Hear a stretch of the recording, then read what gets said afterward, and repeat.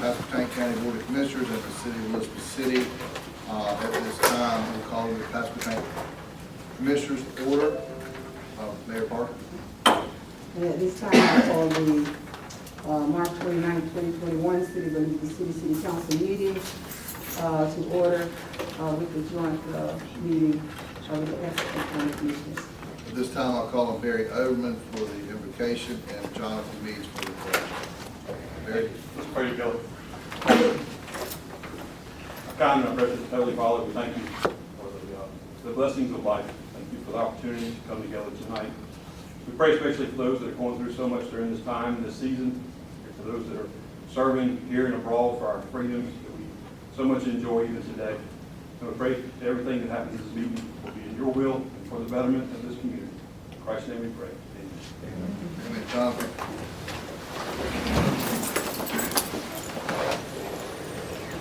Allegiance to the flag of the United States of America and to the republic for which it stands, one nation, under God, indivisible, with liberty and justice for all. Play ball. At this time, I'll call on the mayor for a statement from the city. If you would, Mayor. Yes. I'll just briefly say that I'm so proud that the members of the City of Elizabeth City Council and the Pasquotank County Commission get to come together periodically to be on one accord. We have one shared vision, and that vision is that we make this a much better place for all of our citizens. So being here tonight indicates that we're in a position where we can talk together, mingle together, and again, see presentations that are going to show us our commonalities. So I'm just so pleased that we're here together tonight. Thank you. Thank you, Mayor. Glad to host this evening. Those for the city and the county, we appreciate you participating in this meeting. As you know, that we've seen in the past couple of years, we're starting to see a change in our economy here. It's finally catching up in our region. As Jonathan just told me a minute ago, the price of OSB plywood at some point in time is going to be $45 a sheet, where a year ago it was $9. So things are changing worldwide. But as we look forward to the future, we've seen what Karina's doing with her tourism group, trying to wayfinding signs, getting people in the direction of downtown. You're seeing the growth of, if you walk around downtown, you see not many storefronts available for rent, and you're starting to see other businesses pop up along Halstead Corridor. And with the school system opening up, then hopefully we'll get more activity back throughout our city and our communities. So as we move into the next item here, Mayor Parker, recognition of Women's History Month. Do you have some statement for that? Or Well, I'm going to yield to the city manager. I know I can talk about Women's History Month because, this is just a time, for us, for the women to be recognized. And I'm really pleased that has come to pass, that we do have such a month. But I think my city manager has some. Yes, so I'm Freeman, City Manager of the City of Elizabeth City, and as our Mayor Pro Tem come forward, I'll just say that I dare not allow this month to leave us without recognizing the amazing impact of women. And so, being that I get to serve a mayor that is a woman and has been groundbreaking in so many different ways, my staff and I, April, we dare not allow the month to go out without celebrating our youth. So, Mayor Pro Tem, if you will. And no, you did not know about this. No. That's right. So if you would stand, Mayor Pro Tem has something to present. Good evening, everyone. It is my pleasure, and I hope there is peace with everyone. In the football world, you have offense, defense. The county can be the offense or the defense, whichever you want. We will be the other one. But for a game and for a team to be as solid as they can be, you need special teams. And special teams are made up of both parts, y'all, offense and defense. I believe if we put our special team together the right way, Elizabeth City can become what we want it to be. So let's try to stick in there with one another. Last Monday, Mayor Parker, she really gave some good, one of our goals this year is to give recognition to people You know, we cannot just go by and let things happen and nobody recognize it. We got to give some respect to people like Buck Jolly, Mr. Sterry, Mr. Perry. We cannot allow time to go by with us not recognizing them. So if we do a better job of it, I think it'll help the whole community. But let me now do what I was set up here to do. Last week, I was recognized, and it makes you feel good, y'all. You know, when you build flowers while that person lives, they can smell that flower. So let's try to do more of that. But Mayor Parker recognized me for the second, the golden rule commandment. Do unto others as you have them do unto you. I'm paying you back. Proclamation in recognition of Women's History Month, March 2021. Whereas Women's History Month was first recognized in 1987 by Congress and enacted by the President after years of lobbying by the National Women's History Project. And whereas throughout our nation's history, women have been pioneers in all areas of society, from the arts and the sciences to medicine and public service. And whereas women have significantly influenced public policy and contributed to the building of viable institutions and organizations that continue to support our communities today. And whereas the knowledge, skills, and abilities of women contribute to a more robust workforce and a more prosperous economy. And whereas from championing basic human rights to ensuring access and equal opportunity for all Americans, women have led the way in establishing a strong and more democratic country. And whereas we remember the great American women who fought for suffrage and advanced our democracy and the extension of the centennial through 2021 groups, individuals, and institutions to continue the celebrations that were cut short due to the COVID-19 pandemic. And whereas 2021 was ushered in with Kamala Harris taking office as the first female vice president of the United States. And whereas American women have been leaders not only in securing their own rights of suffrage and equal opportunity, but also in the abolitionist movement, emancipation movement, industrial labor movement, civil rights movement, peace movement, and more that aim to create a fair and just society for all. And whereas, in that very spirit of leadership, the city of Elizabeth City is proud to recognize Mayor Betty J. Parker as the first female mayor of our city. And we take great pleasure in the knowledge that she serves as a beacon and trailblazers for many women to come. And whereas Mayor Parker's virtuous spirit and dedication have emblazoned her as a shining example of what it is to be not just a woman, but an extraordinary woman. Now, whereas I, Mayor Pro Tem Johnny Walton, do hereby proclaim the month of March 2021 as Women's History Month in Elizabeth City. And we ask everyone to take special notice and consideration of the remarkable women surrounding us and issue a particularly gracious thank you to Miss Mayor Betty Parker for her tireless efforts in leading us to greatness. In witness whereof I have hereunto set my hand and have caused the seal of the city of Elizabeth City to be affixed this 29th day of March 2021. Johnny Walton, Mayor Pro Tem, April only, City Clerk.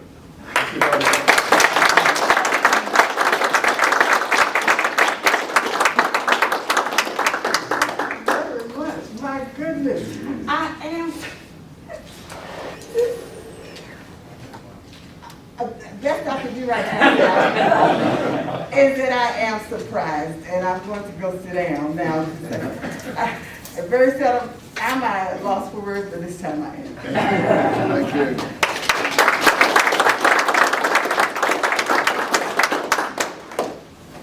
Very good. All right, at this time, I'm going to ask our county manager to introduce Brian Cornell, who is our new EMS director, who replaced Christy Saunders after how many years? 25 years? 25 years. 25 years of service. So. Christy retired on December 31st after 25 years in that role.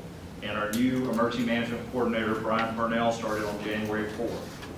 Christy's built an extremely solid emergency management foundation as the only emergency management coordinator in the state with the responsibility for 2 counties. A continuing key to success is strong communication and cooperation among the different agencies and departments. Brian was the Area 1 coordinator for the North Carolina Division of Public Safety, Division of Emergency Management since May of 2013, so he knows all the players. With Brian's knowledge and background, he's been able to immediately step into that role and hit the ground running. One of Brian's major responsibilities has been to support efforts at the COVID-19 vaccine clinics with message boards, light towers, and coordination of law enforcement and EMS staff. I would like to welcome Brian as our new coordinator for the Pasquotank, Camden, Elizabeth City Emergency Management. Thank you, Brian.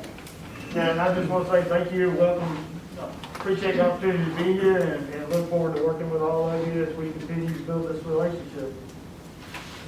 All right, very good. Thank you.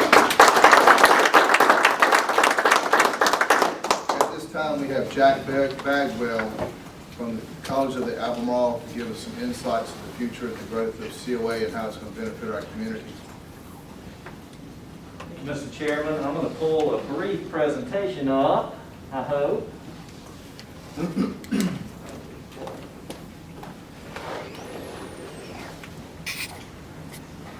Man. Yeah, that'd be great. So I'm going to try to talk through the mask in honor of where we still are in the pandemic. If you cannot hear me, please let me know, and if it's acceptable, I will remove the mask while I'm talking, but hopefully you can hear me. I've got 10 minutes. It's hard to ask a president to talk, start and stop in 10 minutes, but I'm going to attempt to do that. Some of my folks did not think I would be able to, so we will see shortly if that's the case. And I don't know that I know how to use the clicker. So I'm just going to click that way. So, welcome to COA. We're glad to have you on campus. Glad to have folks joining us. We are the community's college. We are actually the region's college. So when this college was established 60 years ago, they had the forefathers and foremothers of the college had the foresight to make us the regional college, 7 counties.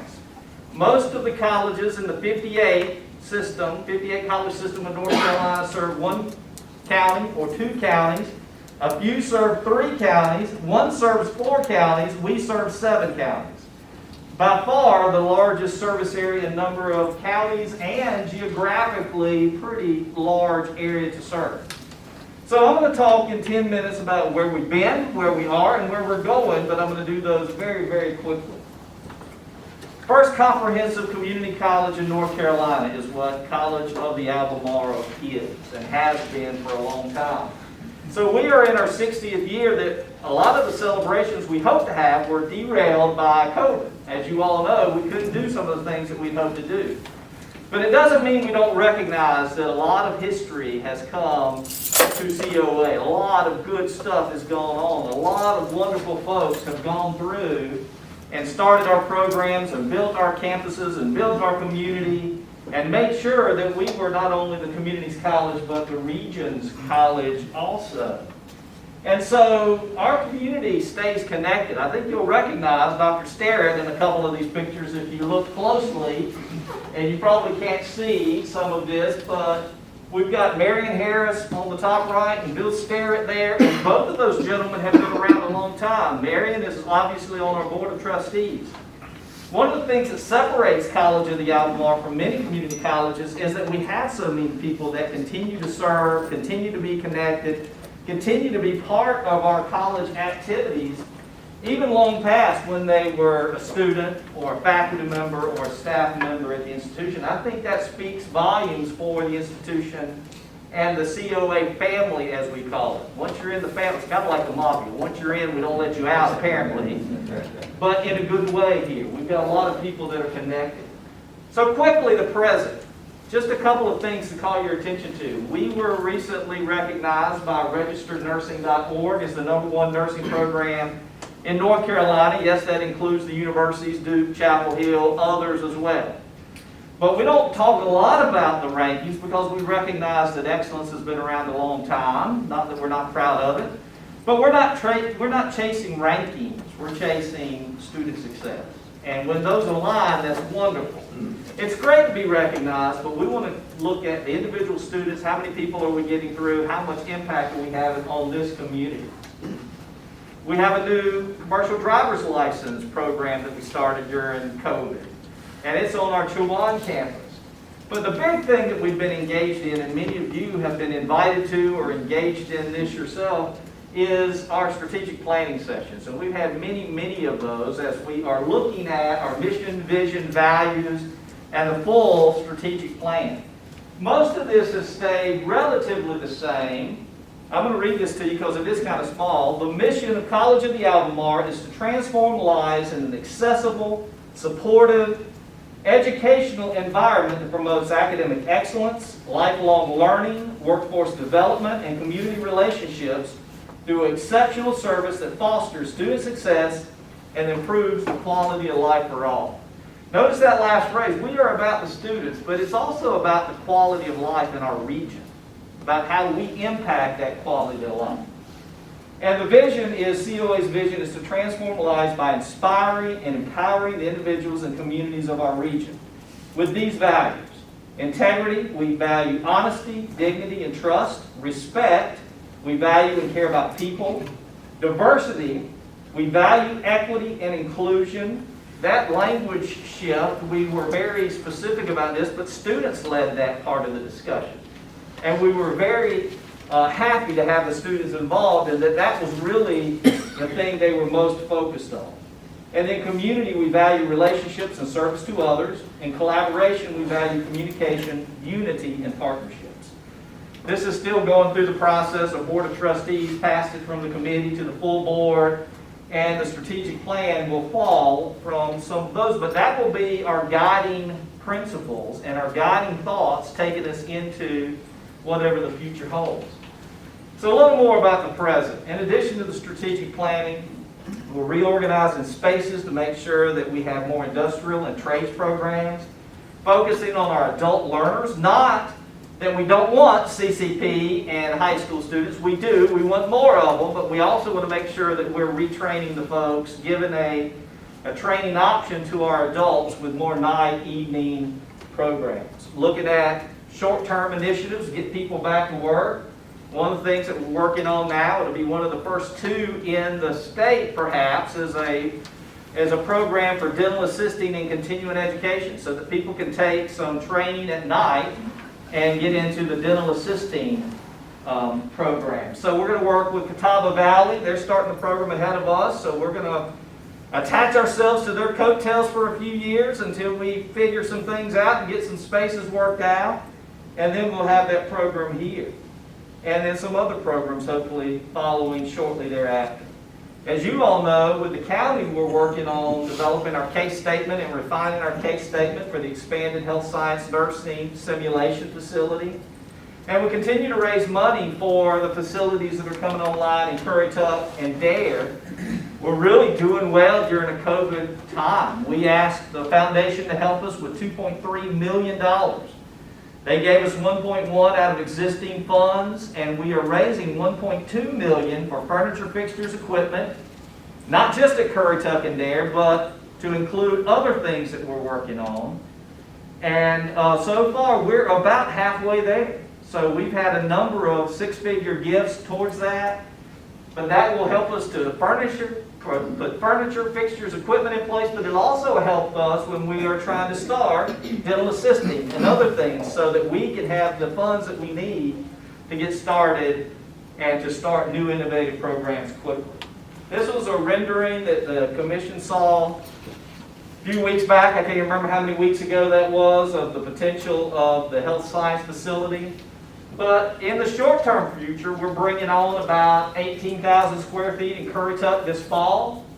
And that's the building that you see here. It's about 38,000 square feet. It's a big building, but we only have about 18 in this corner of it. So we'll have a number of programs there. We'll be able to program the county's space that is going to be their emergency operations center when there's not an emergency operation need. And so we'll have some additional things to work with there. And then in the spring, summer of 2022, we've got about 36,000 square feet coming online in Dare. And you see a rendering bottom right. So that's not distant future, that's near future. So we are working diligently to get into those spaces and have them programmed. But finally, the transformation that we're going through is not about space. It's not about programs. It's not about even groups of people. It's about the individuals and the transformation that can happen in a life. And we believe that no other institution transforms a life like a community college can. And what you see is not a life transformed, but a family trajectory changed for the future. And that's what we really are all about, and that's why we're trying to align all of these different initiatives here in the communities that we serve. I have no idea if that was 10 minutes, but it was pretty close, I think. So if I can answer any questions, I'll be glad to. Okay, Mayor, you want to ask? Okay, any board members from the commission? All right, Jack, thank you for your time. My pleasure. I'm going to leave some impact reports if folks want them. There they are, just speaking of how we impact the Pasquotank County area. But my email address and everything's here. Let me know if I can do anything for you. Thanks for the opportunity. Thank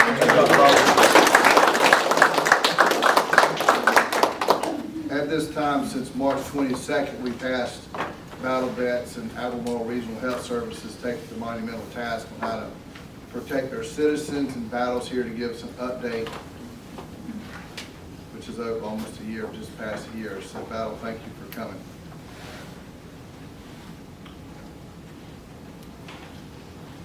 Good evening, and thank you for the opportunity to be here. It is hard to believe it's been a little more than a year since we came together to discuss what our next course of action would be and what our trajectory would be with the pandemic. So I do appreciate the opportunity to come before you this evening. I would be remiss if I didn't start off by thanking all of the wonderful, wonderful partners and volunteers that have made this pandemic survivable, quite frankly. And thanks to all of you. I've had many conversations with a lot of you over the past year, and I'm very blessed to work with each of you. And I apologize in advance because I know I'm going to leave out some partners, and so there's so many partners I do want to thank. Emergency management, Brian's just done outstanding work with our 8-county structure. Most counties in North Carolina, the health director actually served as the incident commander in the control groups, and then we can't do that here. You know, we can't be in eight different counties at one time, and so we just could not have survived without the emergency managers handling the logistics and just doing Herculean work.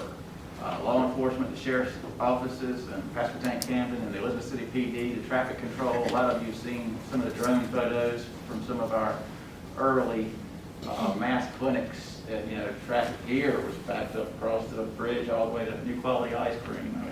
Several different occasions. I want to thank our hospital partners, Phil Jackson and Wendy Pierce specifically. They've been outstanding. We had to get creative early on with some of our allocations. Some of the Pfizer vaccine came in batches of 1,100, and so most of that vaccine ended up going to more urban areas. And so very early on, we put our heads together, reached out to the Secretary of Health and Human Services and said, if the hospital's set to get a little bit and we're set to get a little bit, why don't we combine our forces and get larger whole cubes of the Pfizer vaccine? So that was really a first step in getting a lot more vaccine into Northeastern North Carolina. So that worked out well. We've had the partnership with the National Guard. We were one of the first two sites in the state of North Carolina. Forsyth County was the other one that obtained National Guard help through a pilot program with the governor's office. So that definitely helped us get vaccine in arms in a very efficient manner.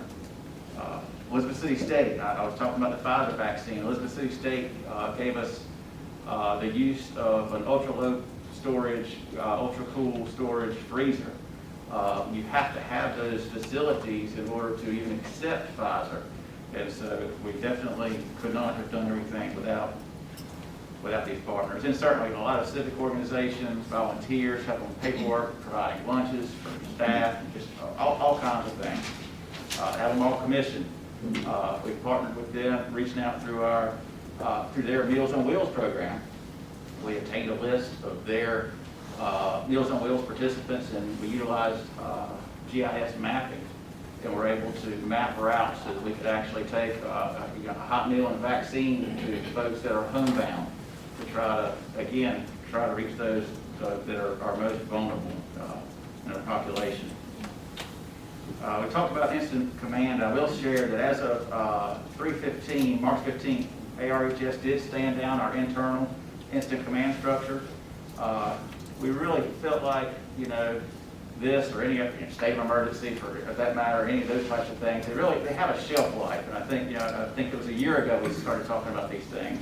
And they tend to have a shelf life, and I think we just felt like with our public health responsibilities, with responding to the spring tornadoes, summer hurricanes, and that type of thing, we just felt like it was time for us to stand down our internal processes anyway, so we would be at a better readiness state. So if we had to, with the public, we would have hopefully a larger buy-in there.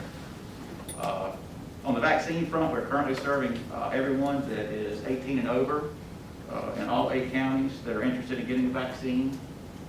We've been very fortunate to be able to stay well ahead of the governor's planned phases. The phases were really just designed to make sure that our healthcare systems didn't get overrun. It's very similar to what we were talking about a year ago with making sure our hospitals weren't being overrun. So it's the same type of thing, and I think really as long as you've got the capacity locally to handle those things, really it's just about getting vaccine out into willing arms as quickly as possible.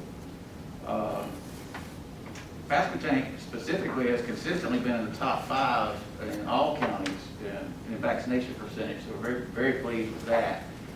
12 of the top 20 counties in the state of North Carolina are all located in Northeastern North Carolina. So we're very, very pleased with those percentages as well. As of last Friday, 45% of the region has received at least their first dose of the COVID vaccine, and just over a third has been fully vaccinated. This week, our area should exceed 100,000 doses combined of first and second doses, which is just unbelievable partnership with all of our folks that have been helped. Missed one of my bullet points. I cannot COA, specifically Robin Harris. This has been a once in a generational opportunity for the nursing students to get live, real-time experience in giving IM injections, quite frankly. And they have just done Herculean work, the wind, the rain, the snow, literally, all the above. Utilizing the site for COA. COA has been right there with us the entire time. Now, I was talking about the vaccinations and as far as how many of the percentage we've reached, and there is also an implied immunity. You may have heard about that or read about that through some of the CDC reporting. It's about 18. There's some reports that are higher, but I stick with like 18 to 20% implied immunity, and that's basically taking the assumption of those that have been infected prior in the pandemic, and so you fold those in because your goal is to try to achieve somewhere in the 60 to 70% range to achieve some level, hopefully, of implied herd immunity. On the active case front, as of Friday, there were 97 active cases region-wide. Specifically, there were 25 in Pasquotank and 6 in Camden. And I'll just, be honest with you, there are vastly higher numbers of other communicable diseases in our communities right now, some of which are probably raise some eyebrows. So I mean, I think we're free also on COVID. I have a question, and I try to keep up with the latest as far as the COVID vaccinations are concerned. And I'm hearing is that we still have to be vigilant and making sure we still do those 3 W's, even if we have been vaccinated. And a lot of people are feeling as though they can go back to normal now. If we can remember what normal is. What's your assessment as to, you know, when we should expect to get back to normal? Or how should we do our, you know, we are told to stay vigilant still, so what does that mean? Absolutely, I appreciate you asking that. And the governor's plan is to have everyone have availability for vaccines that's 16 and over, if it's Pfizer, or 18 and over, if it's the other 2 products, by the 1st of May, and he's rolled that back now to April 7th. We're already there here, so we're ahead of the curve. I think normal will be a new normal. You know, I think history kind of repeats itself. I'm a history buff, and I love, you know, some of those old flyers that you would see for the 1918 flu, the dance halls closed and all these different things. You know, it's kind of, it's interesting perspective, because what's old is new again. I think we have seen historically low flu numbers this past season, to the point where I'm not going to say non-existent almost. That means something. I think it's been the social distancing, the masking, the washing your hands. And so, you know, hopefully those are, there are some things. I'm a face-to-face person. I love face-to-face interaction. So some of the Zoom things, you know, everybody's got mixed feelings about all that. I think there's some things that are going to be great coming out of the pandemic, and some things that we might want to go back to normal. But hopefully the increased emphasis on hygiene and hand washing and staying apart from each other, or staying home when you're sick. You know, we're in this connected all the time, technology-driven environment now in the workforce. And so I think, you know, we've gotten away from some of that too. If you're sick, stay home. You know, just whatever it is, it can go a long way. But I think even when you get, you know, 60% or whatnot with folks being immunized, I hate to say this, but I mean, just good infection control is always a good idea, because you're just an eyelash away from the next variant or the next thing that's coming down the pipeline. You know, we had H1N1 years ago. We got COVID-19. You know, you just never know what's around the corner. So hopefully, if it just raises everyone's awareness above all else. Any other questions about Sean? I just want to say thank you for your efforts. I know I've spoken to you on the phone, but in every case, whether it was the ones here at COA that I thought were run pretty well, even though the traffic was backed up. I mean, I heard nothing but positive things about how people were flowing through, and how well you were getting the vaccines out.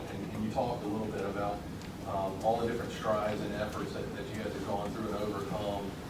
And I think that's a testament to your staff and how well you've brought us through this.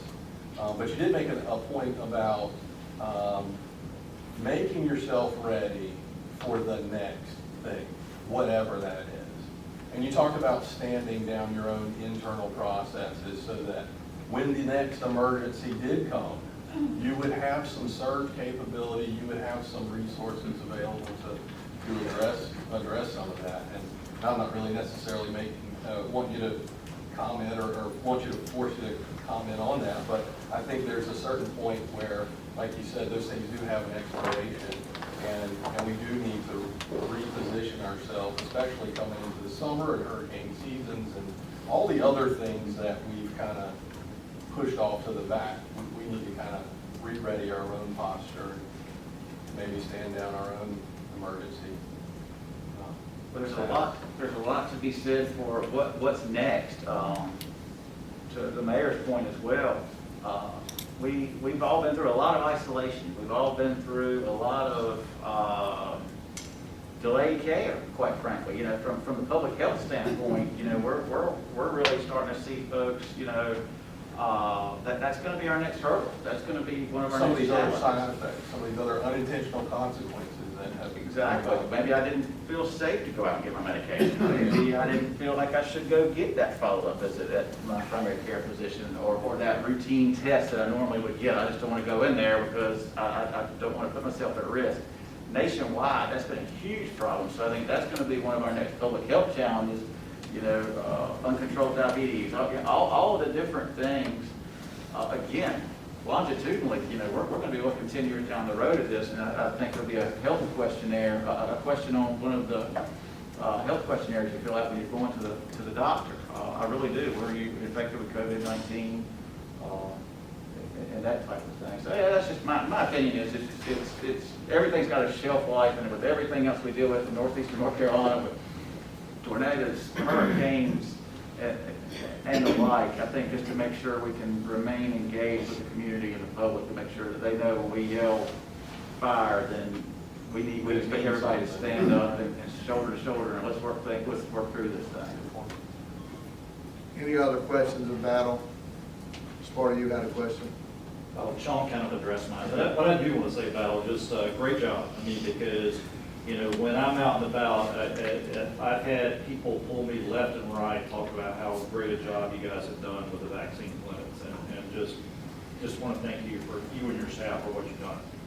It takes a team. Thanks, everybody. All right. Thank you. Thank you, Battle. At this time, we're going to call on Dave Whitmer from Workforce Development to give us an update about the changes in what we're seeing through the COVID and how we're moving forward.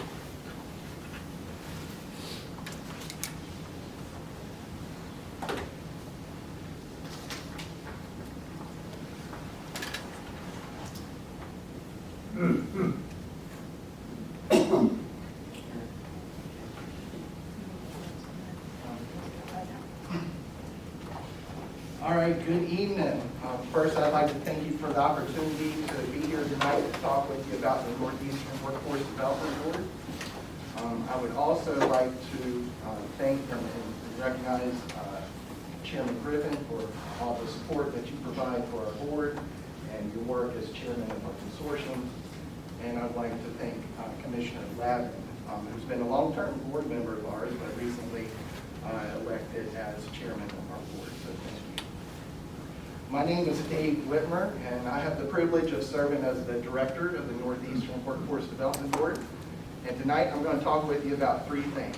I'm going to talk with you about what workforce development boards are. I'm going to talk with you about what we do and the impact that we have on our communities. So what are workforce development boards? Workforce development boards are groups of community leaders appointed by local elected officials that are charged with providing policy, plan, and implementation and oversight of workforce development programs in the local area. Workforce development boards are authorized through federal legislation, the Workforce Innovation and Opportunity Act, known as WIOA.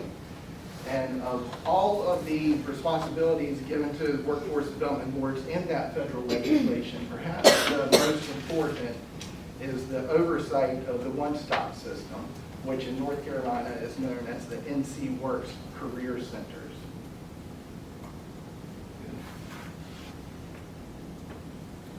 So the Northeastern Workforce Development Board, to put it quite simply, our core purpose is to resolve workforce issues and challenges to meet the Northeastern North Carolina employment needs. So it's about the employees and the employers and connecting the two.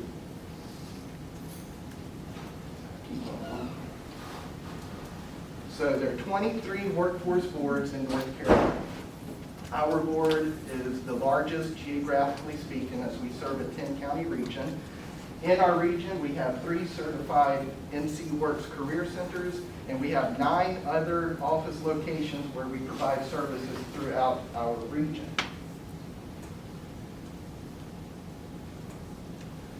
We have our largest presence here in Pasquotank County and Elizabeth City, where we have our largest NC Works Career Centers. We've recently moved over to the Jordan Plaza. I imagine most of you have probably seen us over there by now. And also in 2019, in partnership with College of the Albemarle, we we opened a career development center right here on COA's Elizabeth City campus. And so in that center, at least pre-COVID, there's NC Work staff working alongside College of the Albemarle staff, providing employment and training services to COA students and to the public in general. And we've also been working with ECSU, and we will soon have a presence at the Career Center on ECSU's campus, so we are looking forward to that. So what is the NC Works Career Center? The NC Works Career Centers are the lead agency for promoting and delivering career awareness, career guidance, and employability skills to provide businesses with a skilled workforce. We have two customers in our NC Works Career Centers, employers and job seekers. For job seekers, we help them to identify and accomplish their career goals. For businesses, we help to connect them with qualified job applicants. We help them to train new employees, and we help them to retain their current employees. So what happens when a job seeker comes into an NC Works Career Center? Some of our customers, they do not know what they want to do as far as their career is concerned. And so we have numerous career interests and skills assessments that we use when working with customers to help them identify careers that can match their interests and help them to identify their current skills. Some of our customers need help preparing their resumes. We have professional career advisors in our career centers that help them do just that. They also help them with interview skills through mock interviewing. Some of our customers have the skills that they need and the credentials that they need to obtain employment in the career field that they want to go in, and they just need help with job search assistance. And so we help them with that through NC Works Online, which is the state's online job matching system. The customers can upload their resumes, search for jobs, and do numerous other things on NC Works Online. Some of our customers do not have the skills and the certifications that they need to accomplish their career goals. For those customers, some of them, we can help pay for their tuition, books, supplies, everything that's needed for them to earn in-demand certificates, degrees, and diplomas. And while they're in school, we can provide supportive services to help pay for their child care expenses and for their transportation expenses. In addition to this, we provide a whole host of soft skills and employability workshops. Some of those workshops are done in partnership with COA. Some are done on our own, which is Career Center staff. And recently, we've been doing workshops with ECSU staff as well. So for employers, so again, it's about helping to connect them with the talent. We provide customized recruitment and screening services. We provide customized hiring events and job fairs, whether that's for a group of employers or for a particular employer. And we also provide 2 grant programs for employers. We provide on-the-job training, which is a grant program that allows employers to tap into a pool of candidates that they believe could be good employees, but don't necessarily have all of the skills that they need to do the job. And so what we can do in that case is to offset that cost that employer is going to experience in providing that extra training, we can reimburse that employer for up to 75% of the new employee's salary for up to 6 months. So that's quite a lot of savings. We also provide what we call the employee training grant. So that's for an employer who has identified skills deficiencies with their current employees. This is a grant that we offer up to $10,000 that allows an employer to bring in any training provider to their business to train their employees, or to send their employees somewhere else to receive that training. And we also work with our youth through our NC Works Next Gen program. Our youth, of course, are our emerging workforce. We help guide our youth in and along career pathways that allow them to grow and develop into self-sustaining adults. For our youth, we do all the same things that we do for our adult job seeker customers, but we also provide more intensive career guidance and counseling. For those who aren't in school, we try to encourage them to get back into school to earn their high school diploma or GED. We provide paid work experience for our youth. And so this is when we actually pay the youth an hourly salary. We match them up with an employer who's the worksite supervisor, and they go and learn on the job all of those critical skills that you need. Everything from just coming to work on time to working with others, and it's a great career exploration opportunity for them as well. We financial literacy education, we take them on business and college tours, and we conduct an annual real world event. I'm going to skip this slide in the interest of time, but there's so many things that we're involved with, our hashtag Work Local initiative, and so many partnerships that are just vital for the work that we do.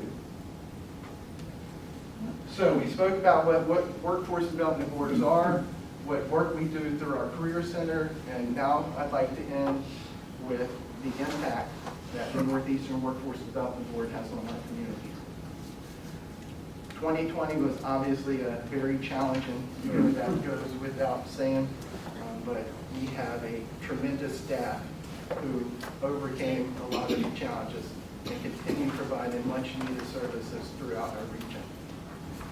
So in 2020, we worked with over 7,000 job seekers in our region. We provided over $170,000 in scholarships to help our customers earn those in-demand degrees, credentials, and diplomas. We provided over $200,000 to our participants to help them with child care expenses, transportation expenses, books, supplies. We provided $40,000 in emergency grants through our Finish Line grants. We do this in partnership with COA. This is a grant opportunity for college students who experience a financial emergency that could potentially keep them from completing their education. We provided $42,000 in wages to our youth while they were learning in the work experience program. We worked with over 400 employers, and we provided $129,000 in grants through our OJT and employee training grants to those employers. So we're quite proud of the work that our staff do. And that's what I have for you tonight. Again, I appreciate the opportunity to be here. I'm glad to take any questions. All right, any questions of, okay, Johnny? Yeah, this seems to be a very important project, initiative. What is your success rate per person that tries to participate?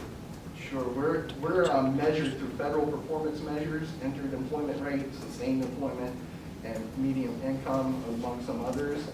And we're required pretty much, they're all a little different, but they're all around 70, 75%. So we're required pretty much 3 out of every 4 job seekers we work with for them to obtain and retain employment. So, Pasquotank County, you say you have 23 counties? 10 counties. 10 counties. 10 counties, yes, sir. Give me a little breakdown of Pasquotank County, how you made a difference in Pasquotank County. Well, all those numbers that you just saw are region-wide. I can tell you, though, that Pasquotank County is where we do most of our work. That's where the population center is. And so while those numbers aren't just for Pasquotank County, I can tell you that the majority, a lot of those numbers come from the work that we do in Pasquotank County through our NC Works Career Center and our other locations. The net grid program, what's your age? 16 to 24 is next gen. 16 to 24? Yes, sir. Any other questions of Dave? I'd like to thank Dave. Go ahead, Sean. Yeah, I don't have any questions today, but I would be remiss if I didn't take this opportunity to talk about you and your team, especially working through the pandemic. Emily and your assistant, and of course all the center staff, they really have done a great job. And I get to hear some of the testimonies every couple of months of the lives that these guys have touched. And he talks about breaking down barriers. When you're talking, you're consulting with somebody, and they're trying to figure out how to better their life, and they realize that retraining is the way to do that. but they've got barriers like they have children, or it's gonna be a second job, or they're gonna need some gas money to get there. These guys really are just very keen at breaking those barriers down and putting the resources in front of the people to use it. And so, you know, of course, I would applaud you in the work that your team does. It's just an extremely impactful group. I couldn't be more proud to be a part of it. Thank you. Johnny? What advertisement do you have that would allow people to become educated about this program? Well, we can start right here, and that's a very good question. Unfortunately, for NC Works, there's not a statewide marketing campaign, which all of the board directors are really encouraging the state to do, and so the boards are left to do that locally. We're on ECSU's radio station each month. We go to community events, all the communities, well, obviously there haven't been a lot lately, but all the community events that we can go to, and we just get staff out there working with partner agencies. We have staff who go into our high schools, and we just do all that we can in that regard. But there are a lot of restrictions on what you can do with federal funds. We can't say the marketing word. We're not allowed to say that. Because we're not allowed to do that. So there's a lot of restrictions, unfortunately. Johnny, if I could, this is the old Employment Security Commission. What they've done is they've elevated the level of Employment Security Commission, so now it's moved in from going and filling an application. Now they're linking into job training skills, partnerships with the community colleges, other certificated programs to get that employee not only trained, but assist them not only with health care, not health care, but with transportation or some kind of care for the youth care while they're trying to get trained. So the state recognized that they needed to do another level, and that's why 5 years ago, they switched over from the Employment Security Commission to the NC Works, and then as you see, the number of spurs that have splintered off of that. So, so the program's been positive. I've been with this board almost for 16 or 18 years now since I've been there on commission, so it's been positive. So, all right, Dave, I'd like to thank you for coming. Thank you. All right, we'll call for tourism.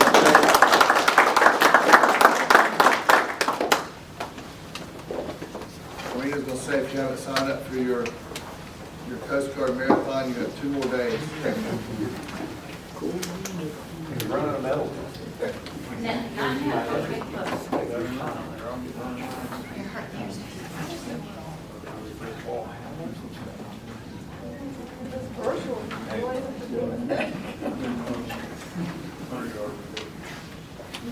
So, Karina, is this your annual report? It is, yes, sir. Okay. So actually, I really wasn't going to talk about the Coast Guard Marathon, but I might if you ask the question at the end. The only thing is you need to sign up for 2 days so you can qualify for the medal.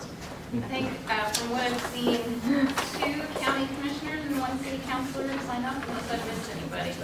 The county manager. No pressure. Add the cycles and you got me. You can cycle it, it's virtual. Virtually, you can cycle it. Are we having He did it in airports. Okay. Do we have a prize for the commissioner with the fastest time? You get that really good medal, that really cool helicopter medal. So for those, would you like me to start, sir? Go right ahead. For those of you that haven't met me, I'm Karina. I'm the Executive Director of Visit Elizabeth City. And I am here to share with you today our calendar year 2020 annual report.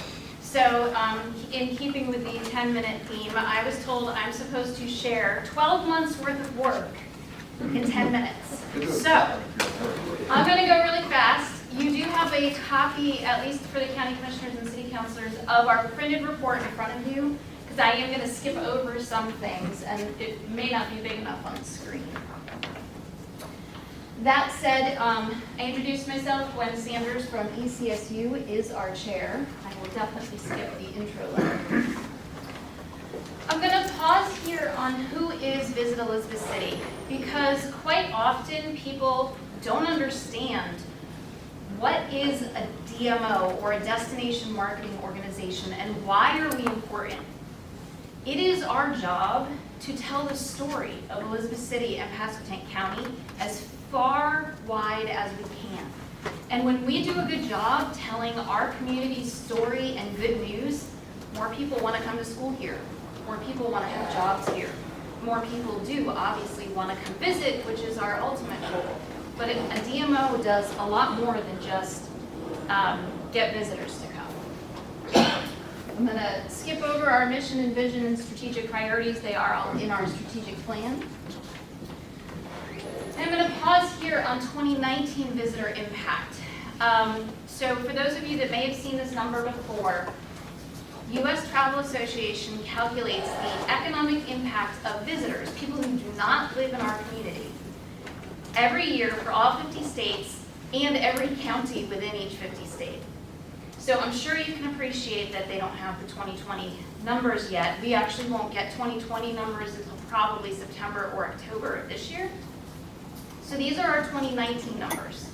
I've shared them with this group before, but I'm just going to highlight just shy of $70 million spending in our community from people who don't live here. And that averages out to about $191,000 every single day at our stores, at our restaurants, at our hotels, even at gas stations. It's crazy how fast that number can add up. On the right, our 2020 accolades. We can't highlight accolades often enough. They are powerful for every single person in this room. That Forbes says we are one of 5 idyllic American small towns to visit this year. It's huge, that's national. And I don't know, but if I were a college kid, I know my college kids, if BuzzFeed says we're a cool town, maybe I want to go to school there. This stuff is very impactful for absolutely every single one of us. 2020 marketing priorities, that's a lot of text that it was pulled from our marketing plan for this year. There's a few things in there we didn't get to because COVID kind of bumped a few of them off the rails. But we're going to pull those important ones back in. I'm going to talk about advertising media investment for a second. This was a bizarre year. It's our job, right, to spend money, to spend advertising dollars to raise awareness of our community. Well, when the federal government said we've got a national pandemic, a national emergency, stay home, don't travel, don't go anywhere, we pulled the plug on everything. We didn't do any advertising from mid-March through the end of August, which is really painful to do, but we couldn't tell people to come travel here, so we didn't. That said, we also, by the way, didn't know what the impact was going to be on our budget. We are funded by occupancy tax when people actually travel here. So if they weren't traveling, our budget significantly dropped. We did spend $150,000 on advertising, the majority of it from September through December. $80,000 of it was from CARES Act funding. We were very, very lucky in partnerships with the county, Visit NC, the state tourism agency, and the North Carolina Travel Industry Association to get grants and opportunities that allowed us to do really unique programs even when our budget was declining. So that $150,000 earned us 15 million impressions. An impression is every time your message, your picture, your headline is out there. That's pretty impressive for this little town. So we were pleased with that. So on the left are just some ad samples. Again, we like to show those because most of our stuff you guys don't see because it's outside the area. We also, for the first time ever, produced a detailed visitor's guide. It's a 20-page book that tells stories about Elizabeth City and why people should come here. There's 20,000 copies.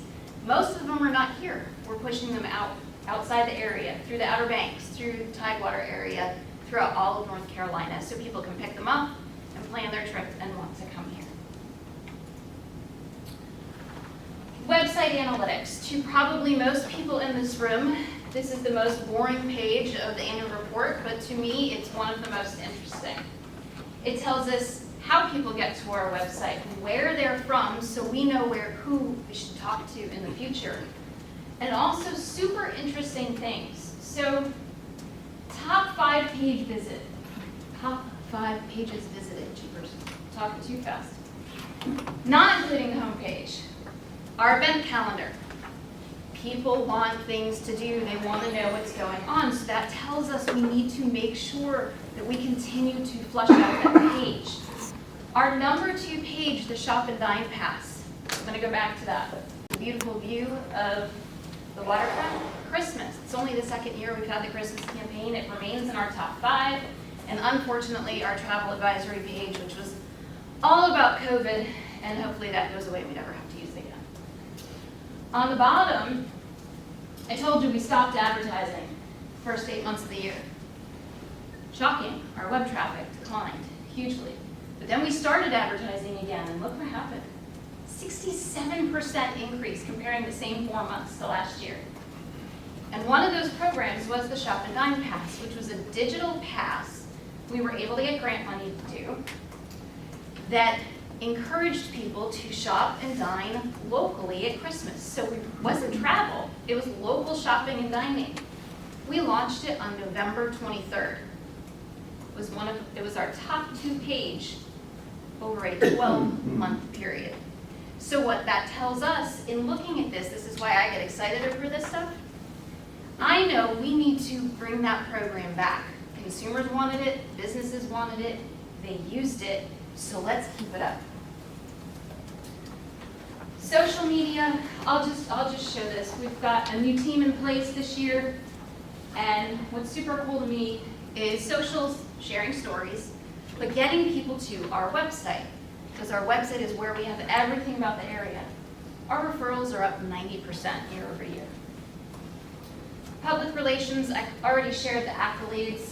Yeah, I'm going to talk, I don't know if you can see this number. Public relations is where you work to get your stories out there that you're not a paid ad.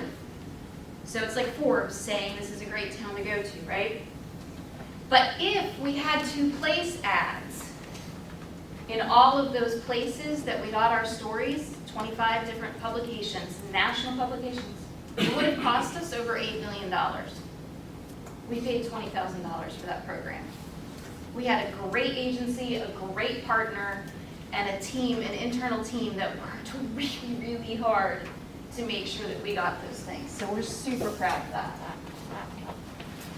Community engagement and partner education remain huge because if our local businesses know how to help themselves, the whole community does better. So we continue to do a lot of that. And then I'll talk occupancy taxes. As I mentioned, typically, that is our sole source of funding. People stay in an Airbnb, a bed and breakfast, a hotel, we get that 6% tax. The blue line, and for those of you that have it in front of you, it's a lot easier to see, was 2019, record-breaking year for us. The green line was 2018, and yellow was COVID. And you can see that sharp decline there is, of course, when the world was like, stay home, you can't go anywhere. So occupancy declined. What's another really interesting thing for us that's good for the city manager and the county manager too, overall, our total occupancy declined 21%. Not great, actually it's really stinky, but compared to some bigger cities, we actually did okay. We're not as good as the Outer Banks because they're a almost 100% vacation rental community. 95% of our taxes come from hotels. And that's that teeny tiny chart there in the middle. That's our bed and breakfasts and Airbnbs. They actually, even in COVID, increased by 24%. So that just tells us that that's what consumers are interested in. Maybe that's something that we can look to grow because we'll get more business that way. And of course, we always end looking back by looking ahead.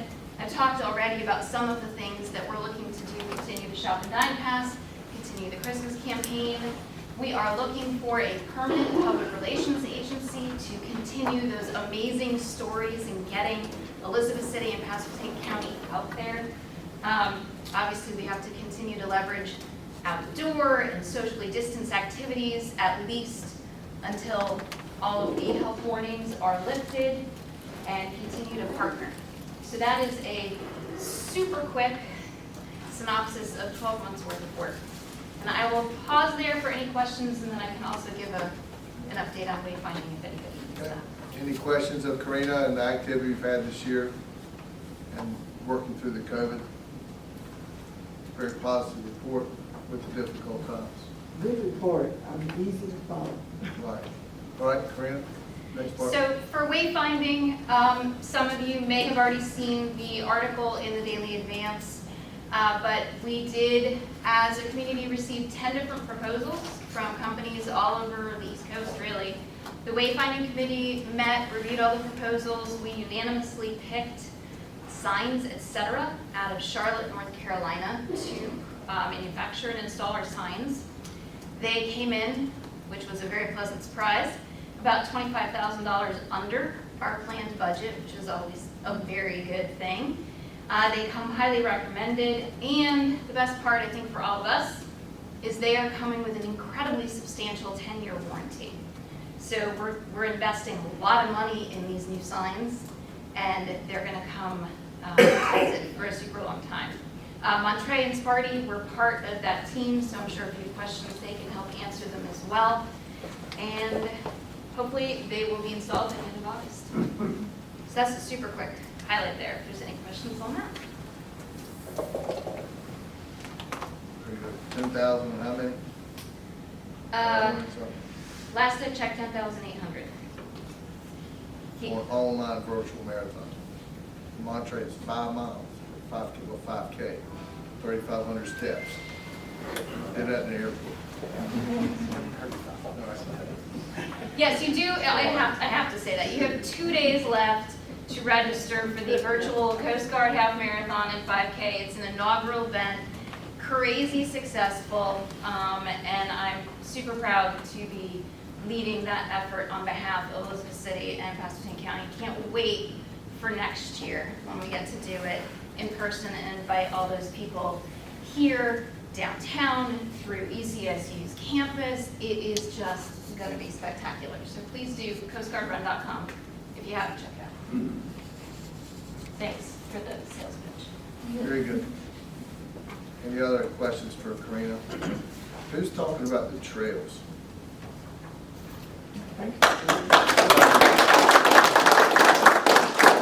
RPC update.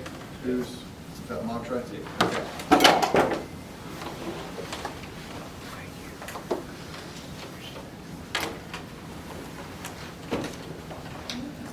Good evening.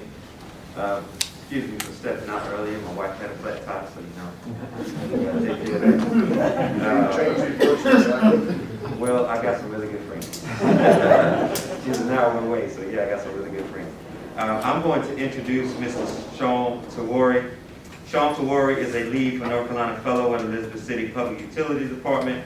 We are so happy to have him, by the way. His work includes ADA accessibility, hurricane resiliency, and learning to change garbage truck tires. We kind of threw that in. Sean graduated from Duke University, where he studied public policy, psychology, and environmental science. Prior to his current role, Sean worked on reforestation and at Mount Verde Institute of Costa Rica, and researched energy justice at the Rachel Carson's Council in Washington, D.C. Originally from Charlotte, North Carolina, Sean moved to Elizabeth City in August of 2019.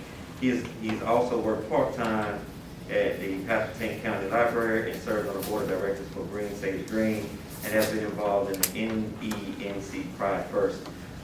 In my house, over on the city side, I call all of these amazing people subject matter experts, and so I tend to allow subject matter experts to do what they do. Sean is exactly that, so I'll have Sean to update you all on Walkie-T.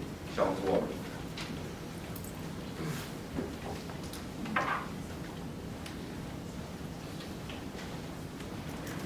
Thank you, Manager Freeman, for the warm introduction. I did submit a presentation. I'm not sure if it has been pulled up, but I can access it quickly if not.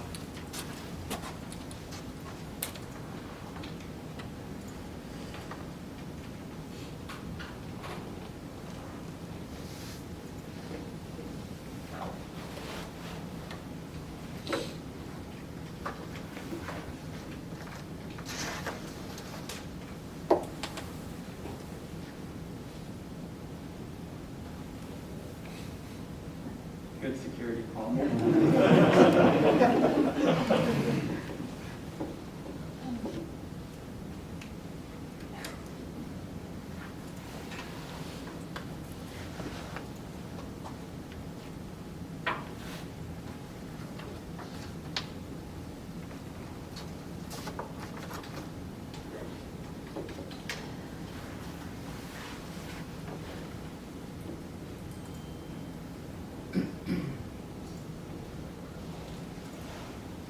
14-year-old does when I hand him my phone. That's what it's doing.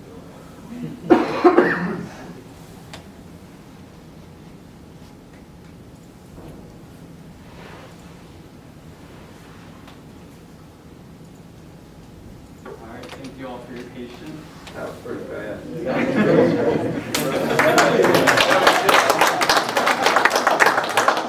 You're hired. We're gonna do 2 presentations on it. You can't have them out. All right, so thank you all for having me tonight. As Manager Freeman said, my name is Sean Tavati, and I'm the lead for North Carolina Fellow serving in our city's Public Utilities Department. Tonight I'm going to be talking about Walk-EC, which is our in-development pedestrian plan. So to provide a bit of background, Walk-EC, when it's finished, will be a guiding document that allows us here in the city and county to identify our critical needs to improve walkability in our community. Additionally, by going through this process of developing a master plan, we'll be better set up to identify funding opportunities so that we can build out new sidewalks, crosswalks, and multi-use paths so that everyone in our area can have the ability to safely walk through our community. The majority of the funding for this project has come through a grant from the North Carolina Department of Transportation. This pedestrian plan and similar ones have been created by municipalities across our state. The project began in fall of 2019 and is being led by the Kinley-Horn engineering firm with a large amount of support from city staff and community members alike. There are 4 components to Walk-EC that I'll touch on. First, as I mentioned, we have a great deal of community input through the form of a steering committee. In order to assess where we need to build better infrastructure, we started with an existing conditions report to look at where we have current gaps and areas for opportunity. Then, of course, we come up with recommendations for new things to build in our area. And lastly, I'll touch on some of our public engagement efforts in Walk-EC. So the steering committee is comprised of 17 members with a variety of backgrounds and areas of expertise. We have local leaders, including faculty from ECSU and a local pastor as well. We have staff from a variety of city departments. And in addition, we have key experts and engineers from Kinley-Horn as well as the NCDOT. The steering committee has met regularly in order to drive the vision and goals of the pedestrian plan. But as I'll touch on more later, our work is bigger than just the 17-person team. We have a great deal of public engagement on this initiative as well.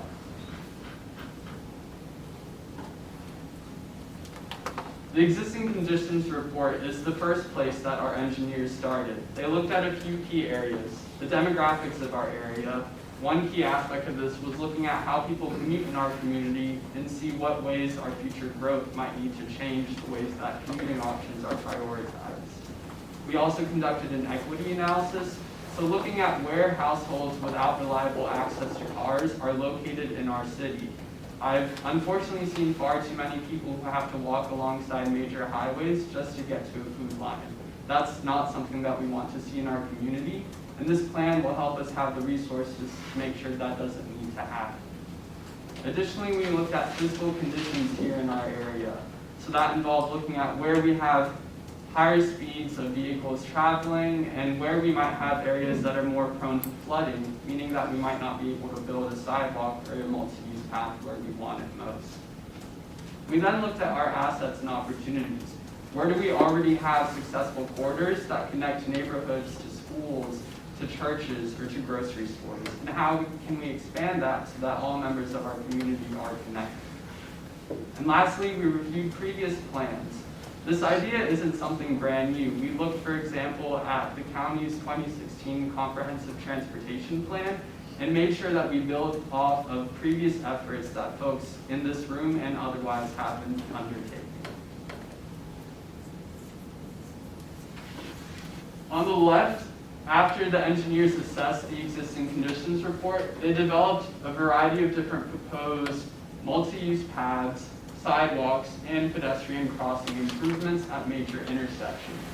These, as you can see, are spread out across the city A few examples could include a new multi-use path that would connect ECSU to the Coast Guard base to the South Park Sports Complex. Others include a new sidewalk on Harrington Road that would connect ECSU further to the downtown area, and even pedestrian crossing improvements on Oak Stump Road so that families can safely get to Northeastern High School. And as you can see, these are spread out across the city, so a big task will be prioritizing which ones we want to undertake first. And I'll touch more on that prioritization criteria in a moment. Like I said, public engagement has been a key aspect of this process. We've partnered with over 40 organizations in the community to help get the word out both digitally and in person. This includes churches, grocery stores, schools and universities and nonprofits. We've been able to help put up flyers, disseminate information through social media, and even send out mailers so that folks who might not have another way to tap into our typical outreach efforts are still contacted. And through that, we're proud to say that nearly 600 people have provided input across our 2 surveys. The first survey ran in the spring of 2020 and asked folks about their values, obstacles, and ideas around what a more walkable community should and can look like. The second survey was this past winter, and we asked folks to then assess the recommendations that I showed on the previous map for the new sidewalks, crosswalks, and multi-use paths. So based on all that information, we've been proud to continue to engage different organizations and members of the community throughout this process. These are just a couple examples of the flyers that we used. Top left being from our first survey and the bottom left being from our second survey. We wanted to make a more concerted effort to have bilingual outreach in this process as well. So like I said, this project started in the fall of 2019 and it should be coming to a close in the next few months of this year. The next steps obviously are to figure out, we have a beautiful menu of different upgrades that our city infrastructure can see, but how are we going to prioritize what we build first? It's a combination of factoring in the community input we received, looking at how safety concerns will be best addressed, and what initiatives will be most cost effective for us at the city to build out. And obviously a lot of this will require cooperation not just from the city, but with the county and state as well. Once the engineers at Kinley-Horn finish their prioritization, the plan will then be submitted for NCDOT to review and address any concerns that they may have. At that point, we'll present this plan to the City Council and receive their feedback as well before getting formal approval. Once all those steps have been met, then we'll be ready to seek funding opportunities either from the city's existing budget or from other grant opportunities so that we can build out these projects to have a safer, healthier, and more connected community. Thank you, and I'll take any questions at this time. Any questions for Sean?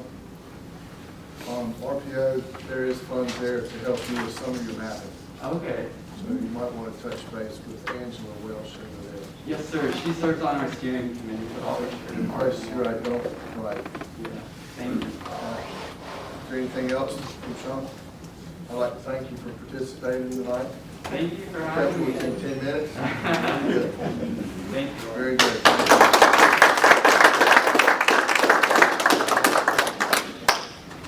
Thank you, Sean.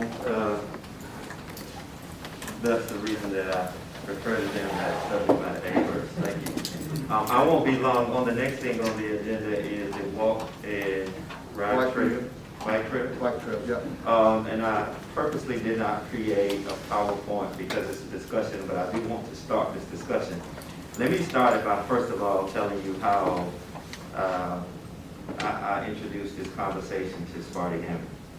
First time I met Sparty, he scheduled a meeting, he walks into my office and I say, Sparty, you got some time? He said, yes. Now mind you, we just met for like 2 seconds ago. And I said, can you go with me? I'm still moving to the area. I got furniture being delivered. I got fuel being delivered. He said, sure. So within 5 minutes of meeting me, he's sitting on my couch and we're talking shop. And I kept him so long I had to take him to lunch. But when we started talking about building this agenda, He said, I think it'd be a good time for you to talk about your vision around biking and walking trails.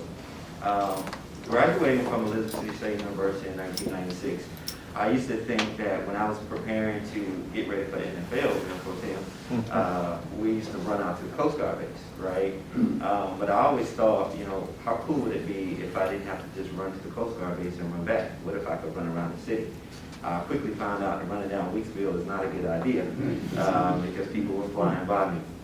And so when I moved back here, Councilman Ruffier knows that I'm an avid cyclist. I love cycling. I just went out Saturday and we did about 23 miles. And again, riding down Weeksville is, I'm proud military too.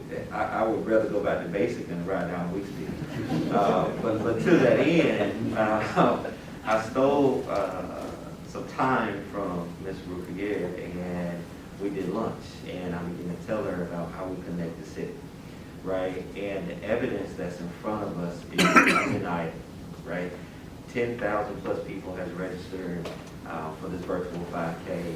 I am registered to ride in a virtual ride that will start next week, right? The virtual competition of over 2 weeks, who can get the most miles, highest elevation, so on and so forth. And so currently there are 100 people signed up for this virtual ride.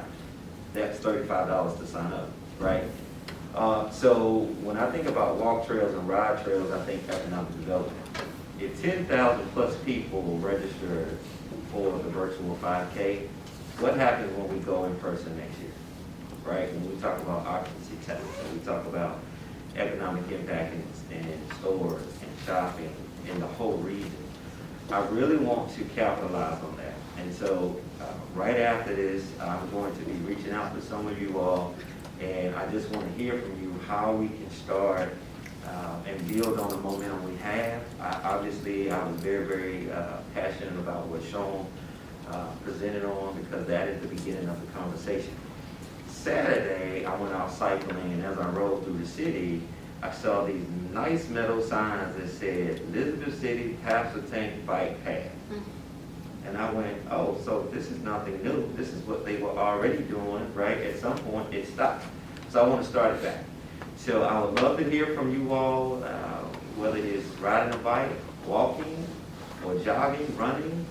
I think from an economic standpoint, it's some things that we can achieve just by putting people in the city. We have these amazing views, and if we're doing a virtual 5K, then in my opinion, the next natural progression is a true Ironman competition. Now, if 10,000 people register for a virtual 5K, I promise you the city and this county will burst at the seams for an Ironman. If you haven't heard about it, just Google it, take a look and see what people register to do that. And I ride through the city and I see stickers and emblems on the back of cars all the time with their Ironman number. I saw one today, so it is a real deal. We have one of the largest coast foundations in the nation here. We really need to take advantage of that. So I just wanted to start a conversation tonight. Thank you, Mr. Griffin, for this opportunity. Any questions? The Coast Guard already has an Ironman. There's 7 of them that participated in the one in Hawaii 2 years ago. In Hawaii, so what happens if we put it here? They traveled over because they made, I think the newspaper wrote an article. Yeah. All right, thank you. Yeah, very good. All right, at this time, there's, kind of go to wrap up the meeting tonight. There's one piece of business that I'd like for the mayor and the county commissioners to move forward on the next agendas is that Secretary Buttigieg from Transportation is moving our I-87 project forward, and letters of support are very positive. So we've received it from 3 different agencies, also from NCDOT, also from NC Alliance. And so all the agencies that I know are writing letters of support to Secretary Buttigieg. And we have a copy of it here. We'll give the mayor a copy that she can put on, and we'll share it. We'll get a copy to Karina and whoever wishes for that. So we'll get this and put it on our agenda for Monday's party so that we can move this on forward if we can. All right. Mayor, any comments? I think we had a very good meeting. I got a lot of information, and we kept We seem to be very attentive for a long period of time. That's a good thing. Mayor, this is one of the longest ones we've had. I know. So, is anybody that has one thing that they want to add to the agenda or for next agenda now? Because we're going to get ready to call this meeting, adjourn this meeting at 7 o'clock. So we've got 2 minutes. Anybody got anything to add? Just Johnny? Special teams, All right, we understand they special win teams. games also. There you go. Anybody else have anything to add to the, for our next agenda? Okay, at this time, Mayor, go ahead, John. Recognition. Now, I brought that point up too, and I think it needs to add, because, I think they're for special people. I think Mr. Perry has already brought that same conversation up at our last meeting. Did you not, Mr. Perry? yes. About recognition. So I think the board is aware of that. But that's, your meeting, That was at our meeting. well, yeah, I'm saying, but, everybody here at the same time. You know, All right, very good. Yeah, we were there for Judge Cole the other day in the recognition of Longleaf Pine too. So. All right, Mayor Parker, closing remarks? I better not say anything else. They're ready to go. Okay, very good. I don't think there's anything else from the Pasquotank Board of Commissioners. So Mayor, you want to adjourn your meeting? No other business? Council meeting is adjourned. All right. I'd like to stand our Board of Commissioners meeting adjourned until our next quarterly meeting. So thank you very much for your time.